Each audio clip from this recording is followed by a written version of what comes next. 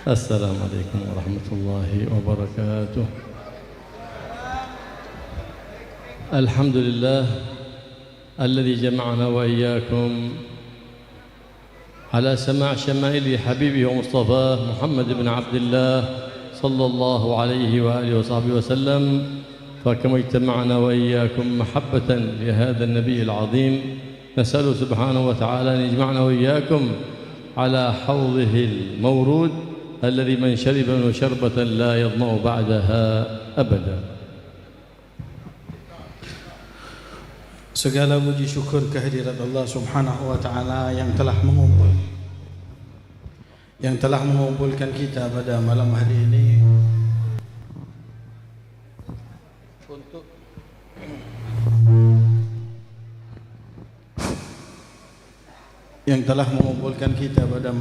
ini untuk mendengar sejarah keharuman Rasulullah sallallahu alaihi wa alihi wasallam. Mudah-mudahan insyaallah Allah Subhanahu wa taala nantinya mengumpulkan kita berada di dalam haud telaga Rasulullah sallallahu alaihi wasallam nanti di hari kiamat. Amin ya rabbal alamin. Walhamdulillah alladzi ja'alna وإياكم من أمته. هذه الأمة تمنى الأنبياء والرسل أن يكونوا منها.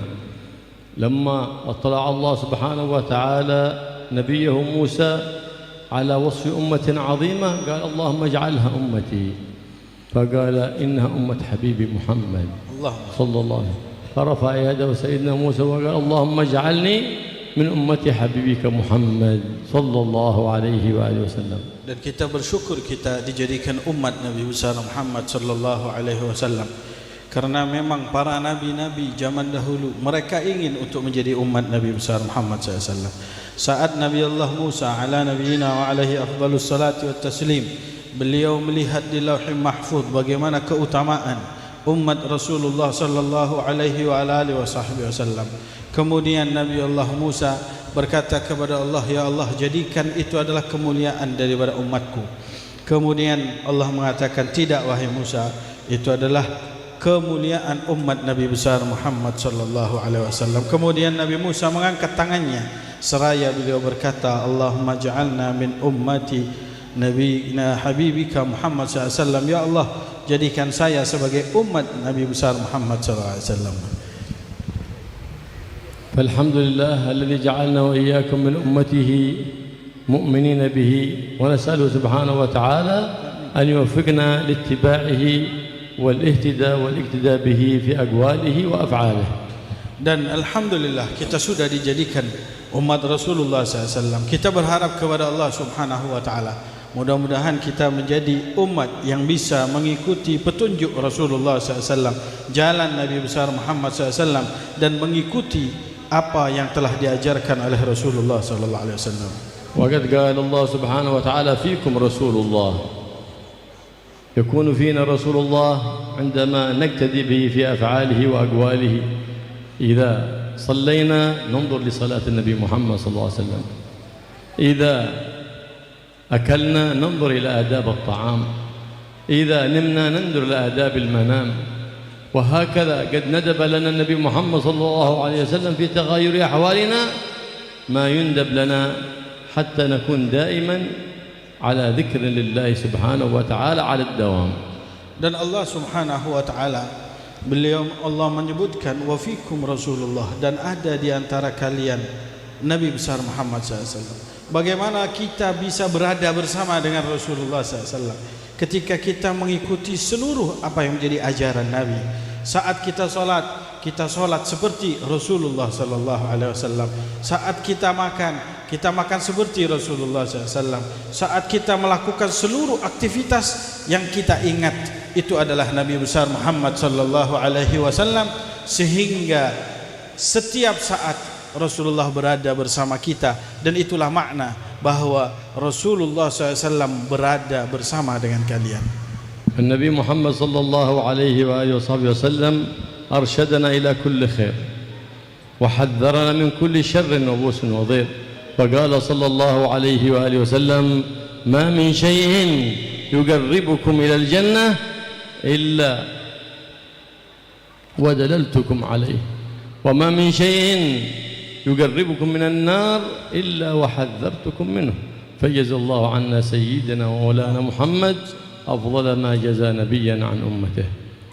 Dan tidak ada sebuah kebaikan, tidak ada sebuah keburukan kecuali Rasulullah sallallahu alaihi wasallam telah menunjukkan hal tersebut itu semuanya.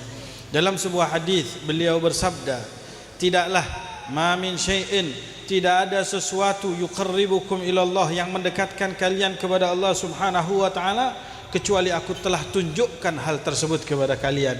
Dan tidak ada sesuatu yang menyebabkan kalian jauh dari Allah, dari berbagai macam keburukan, kecuali aku telah tunjukkan kepada kalian.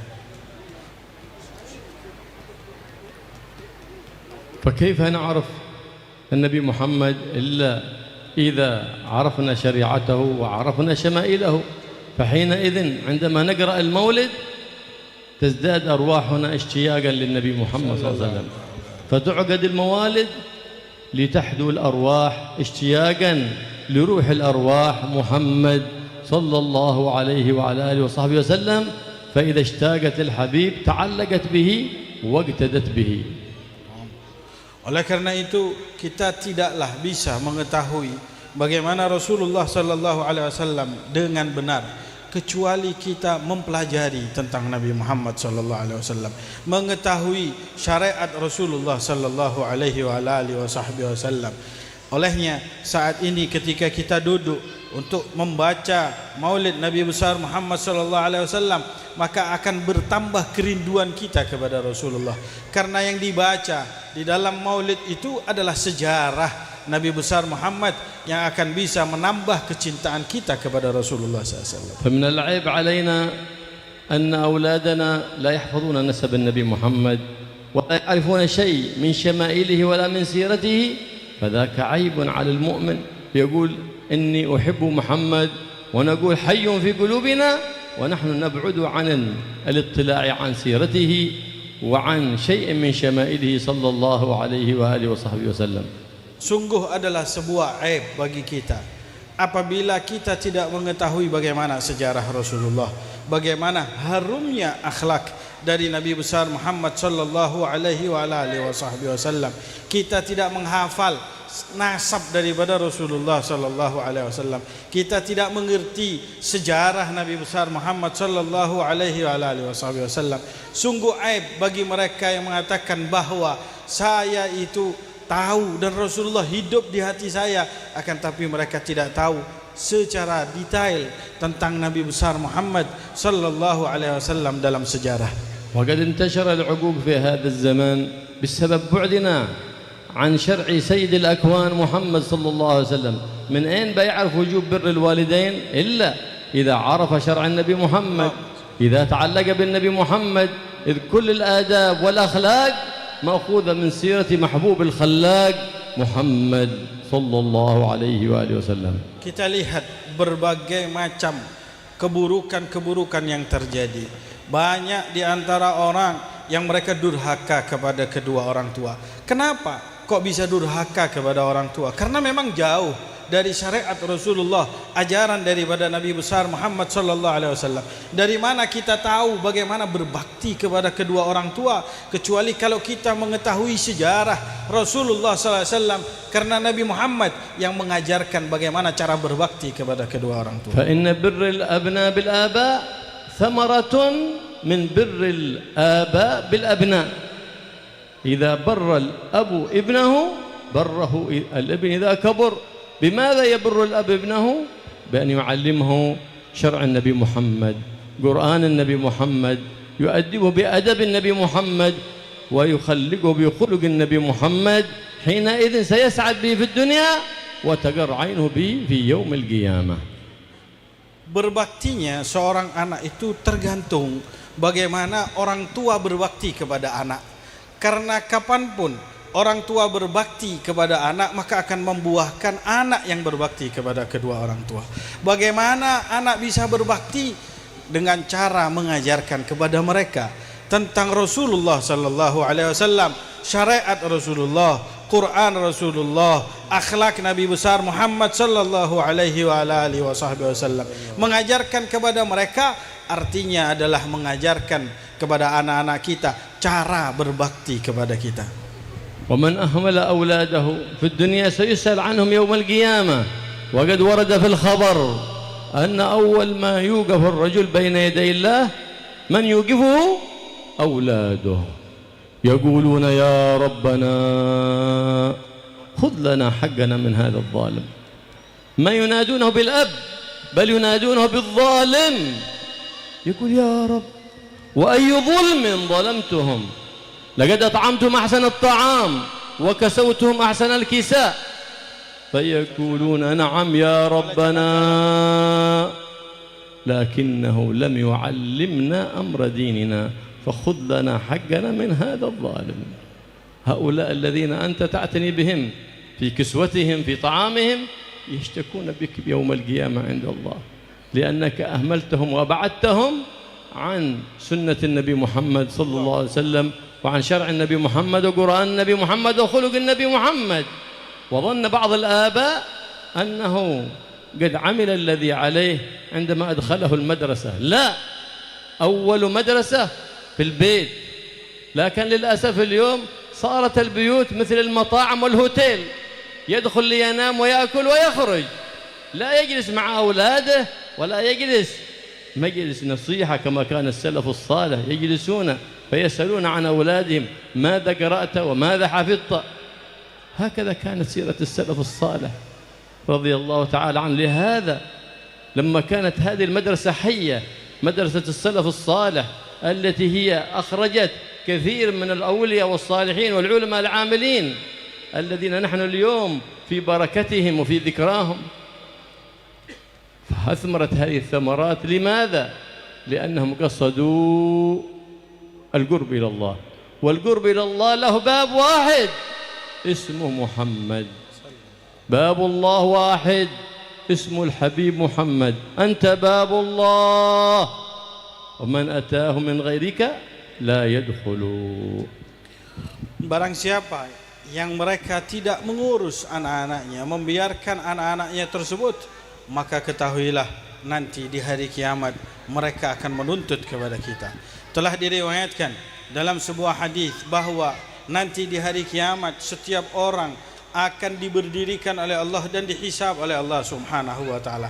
Dan anak-anak yang tidak dididik tersebut itu mereka pun akan menuntut kepada orang tuanya. Mereka berkata kepada Allah Subhanahu wa taala, ya Rabb, khudni min hadzal zalim.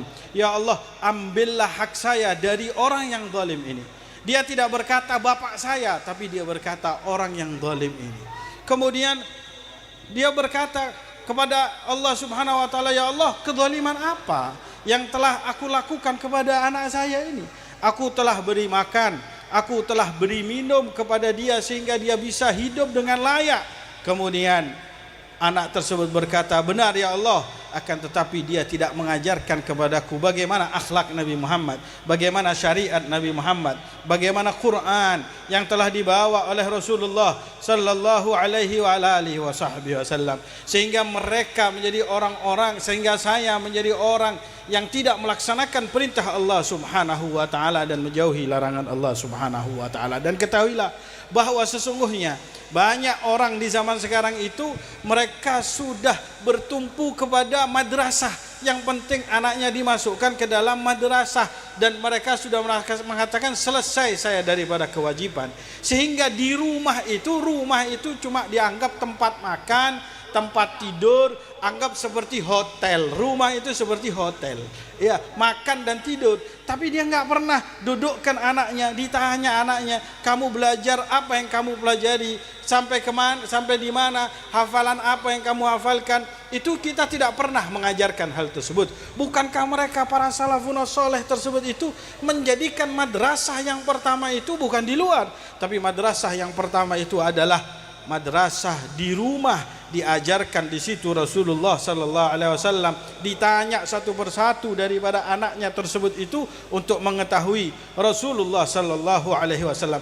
Itu yang dilakukan oleh mereka para salafun saleh. Dan ingatlah apa yang dilakukan oleh mereka para salafun saleh, mereka tidaklah melewati kecuali pintunya Nabi besar Muhammad sallallahu alaihi wa alihi wasallam, karena yang mereka tuju adalah Allah, dan tidak ada cara untuk bisa sampai kepada Allah kecuali melalui pintu Rasulullah sallallahu alaihi wa alihi wasallam. Seperti yang kita ketahui bahwa sesungguhnya segala bentuk jalan menuju Allah Subhanahu wa taala akan tertutup, dan yang terbuka adalah cuman pintunya Nabi besar Muhammad SAW. جاء رجل يشتكي إلى أمير من عمر بن الخطاب من عقوق ابنه، فغضب سيدنا عمر على ذلك الابن غضبا شديدا وأمر بإحضاره بين يديه، فلما حضر ذلك الابن عاتبه سيدنا عمر عتابا شديدا، فقال يا أمير المؤمنين أتأذن لي بالكلام؟ فقال تكلم. أسألك يا أمير المؤمنين هل للابن حق على أبيه؟ فقال نعم. قال وما حق الابن على أبيه؟ قال أن يحسن اسمه ويختار له أما صالحة ويعلمه القرآن وشرع حبيب الرحمن محمد صلى الله عليه وآله وسلم. فقال يا أمير المؤمنين إن أبي لم يعلمني شيء من شرع النبي محمد، ولم يعلمني من القرآن ولا حرف، ولم يختر لي أما صالحة، وسماني باسم أستحي أن أذكر به بين أصحابي. فلما سمع ذلك الكلام سيدنا عمر رضي الله تعالى عنه التفت إلى الأب وحمل العصا يريد أن يضرب ذلك الأب، فقال له مغضبا عليه لقد عققته قبل أن يعقك، فأراد أن يضرب، فهرب الأب خشية من درة عمر. هكذا من أراد أن يكون له ابن يفخر به في الدنيا والآخرة فليهذبه وليعلمه وليربيه على أدب النبي محمد، خلق النبي محمد، شرع النبي محمد صلى الله عليه وآله وسلم. Pernah ada seseorang datang kepada Sayyidina Umar bin Al-Khattab dan dia mengadu kepada Sayyidina Umar bahwa anaknya tidak berbakti kepada, membangkang kepadanya. Kemudian Sayyidina Umar marah dan memanggil anaknya tersebut untuk menghadap kepada beliau. Saat anak tersebut menghadap di hadapan Sayyidina Umar, kemudian Sayyidina Umar berkata, apakah benar kamu telah melakukan membangkang terhadap kedua orang tuamu? Kemudian anak tersebut berkata, ya Amirul Mukminin, bolehkah saya berbicara? Kemudian Sayyidina Umar berkata, berbicaralah. Dia bertanya kepada Sayyidina Umar, wahai Amirul Mukminin, apakah seorang anak punya hak kepada kedua orang tuanya? Kemudian Amirul Mukminin berkata, ya, anak itu punya hak kepada kedua orang tuanya. Apa hak daripada seorang anak kepada orang tuanya?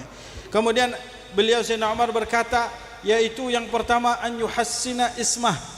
Ya, anak tersebut diberi nama yang baik dan bagus. Wa an yakhtara lahu umman salihatan, dan anak tersebut itu dipilihkan oleh bapaknya ibu yang salihah. Dan yang ketiga yaitu mengajarkan kepadanya Al-Quran dan syariat Nabi besar Muhammad sallallahu alaihi wasallam. Kemudian anak tersebut itu berkata, wahai Amirul Mukminin, tiga hal ini tidak dikerjakan oleh ayahku. Dia tidak pernah mengajarkan kepadaku Al-Quran, dan ibuku bukanlah orang perempuan yang salihah. Dan yang ketiga, aku mempunyai nama yang memalukan sehingga aku menyebutkan namaku saja di depan teman-temanku, aku akan merasa malu terhadap hal tersebut. Kemudian Sayyidina Umar pun terlihat dari wajahnya kemarahan. Beliau mengambil tongkatnya seraya mengarahkannya kepada si bapak tersebut itu, dan Sayyidina Umar marah serta berkata, sungguh engkau telah tidak berbakti kepada anakmu sebelum anakmu tidak berbakti kepada dirimu. Inilah contoh kalau kita ingin membanggakan anak kita dunia dan akhirat, maka berbaktilah anda kepada anak sebelum anda menginginkan anak tersebut berbakti kepada anda. وهذه الحوليات مظهر من مظاهر بر الأبناء بالآباء والأمهات، مظهر من مظاهر بر الأحفاد بالأجداد، مظهر من مظاهر بر التلامذة بالمشايخ.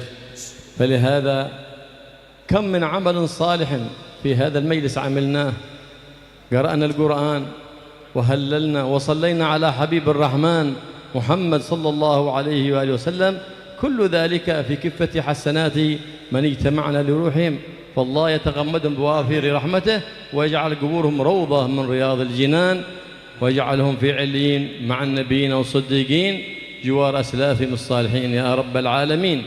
فهذا البر يكون بماذا؟ بأن لا تنسى آبائك وأجدادك ولا أمهاتك ولا جداتك بعد وفاتهم، كما إن البر يكون في الحياة، والبر الأكبر يكون بعد الوفاة. ومن أبر البر يقول الحبيب محمد أن تصل أهل ود آبائك وأمهاتك الذين يصلونهم في حياتهم، تودهم وتصلهم بعد انتقالهم للرفيق الأعلى. Dan kalau kita lihat pada saat ini, haul yang diadakan ini adalah bentuk penampakan bagaimana seorang anak berbakti kepada orang tua, berbakti kepada kakek-kakeknya. Ini adalah salah satu daripada bentuk perbaktian yang dilakukan oleh seorang anak. Kita tadi membaca tahlil, kemudian kita bersalawat kepada Nabi besar Muhammad SAW, kemudian kita menghadiahkan itu semuanya untuk para almarhumin yang dihauli pada saat itu, maka ini adalah bentuk di mana kita tidak melupakan mereka, orang-orang yang sudah meninggal. Bahkan berbakti kepada mereka yang sudah meninggal itu lebih mulia dan lebih agung dan lebih diperlukan daripada mereka yang masih hidup. Kenapa? Karena itu termasuk daripada wasiat Rasulullah sallallahu alaihi wasallam. Dan di antara wasiat Nabi Muhammad SAW selain mengingat daripada mereka, salah satunya adalah dengan menyambung tali silaturahim dari mereka, orang-orang yang disambung tali silaturahimnya oleh kedua orang tua kita yang sudah wafat, atau kakek-kakek kita atau kerabat-kerabat kita, kita sambung tali silaturahim tersebut. Itu termasuk adalah berbakti kepada mereka yang sudah meninggal. الطعام الذي يكون في ذلك المجلس يكون يروح ذلك أولئك المرحومين الذين اجتمعنا لأجلهم، فلهذا ينوي هذه النيات الصالحات. وقرأنا المولد الكريم العظيم مولد الرؤوف الرحيم محمد صلى الله عليه وآله وسلم، وذاك تنزل به البركة والرحمة. فإذا طعمنا طعاما مباركا، شربنا شرابا مباركا ببركة قراءة مولد وسماع الشمائل الحبيب محمد صلى الله عليه وعلى آله وصحبه وسلم. فإن الذي يقرأ المولد يكون قد وفى بحق جيرانه، لأن البركة تنزل على الدار وعلى جيران الدار، فيفرح جار الدار، لأن النبي محمد صلى الله عليه وسلم إذا اجتمع الناس محبة له فرح، كما قد رأى أحد الصالحين النبي محمد صلى الله عليه وسلم: يا رسول الله كيف هؤلاء يجتمعون لقراءة مولدك يا رسول الله؟ فقال رسول الله صلى الله عليه وسلم له في الرؤية: من فرح بنا فرحنا به. وهكذا كما قال الحبيب علي حبشي: معنا فرح بالنبي عسى علينا يدوم، وقد دخل علينا وعليكم شهر ربيع الأول، نسأل الله سبحانه وتعالى أن يهله علينا وعليكم باليمن والإيمان والطمأنينة والإحسان بجاه حبيب الرحمن، ولا ينصرف هذا الشهر إلا وقد وفقنا الله سبحانه وتعالى وأكرمنا برؤية الحبيب محمد حبيب الرحمن صلى الله عليه وعلى آله وصحبه وسلم. وقد سئل الحبيب علي حبشي عندما قال أجازهم في هذه الصلاة: اللهم صل على سيدنا محمد مفتاح باب رحمة الله عدد ما في علم الله صلاة وسلاما دائمين بدوام ملك الله وعلى آله وصحبه وسلم. فقال لها: إنها مجربة لرؤية الحبيب محمد صلى الله عليه وسلم. فقيل له: كم العدد؟ فقال: إذا صدق العبد وصلى بصدق ومحبة ولو مرة واحدة، فكيف إذا كررها مرات؟ وقد كان السلف الصالح كل ليلة يتوضأ ويصلي وينام على الصلاة على الحبيب محمد صلى الله عليه وسلم، رجاء أن يكرمه بالصلاة على النبي محمد، أن يكرمهم برؤية النبي محمد صلى الله عليه وعلى آله وصحبه وسلم. فإن رؤية النبي محمد صلى الله عليه وسلم أعظم لذة في هذه الدنيا، لا ألذ ولا أفضل في هذه الحياة الدنيا من رؤية الحبيب محمد صلى الله عليه وسلم.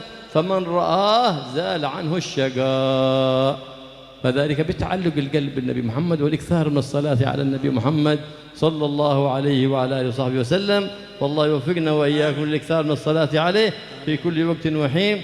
وييسر لنا زيارته في كل وقت وفي كل حين يا رب العالمين، واجعل حبيبنا محمد روحا لذواتنا، ويكرمنا برؤيته في هذه الدار وفي دار القرار، يجعلنا وإياكم معه في الجوار.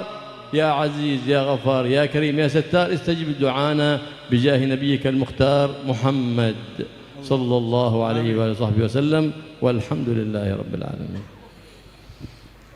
Dan perlu untuk kita ketahui bahwa konsumsi pun makanan yang dibagikan pada saat ini, saat kita berkumpul, saat kita membacakan tahlil, kita membacakan tahmid, kemudian kita membaca maulid Nabi besar Muhammad sallallahu alaihi wasallam, yang di mana pasti Allah akan turunkan rahmat, maka rahmat tersebut itu akan menyebar sampai ke makanan dan minuman yang akan kita santap nantinya.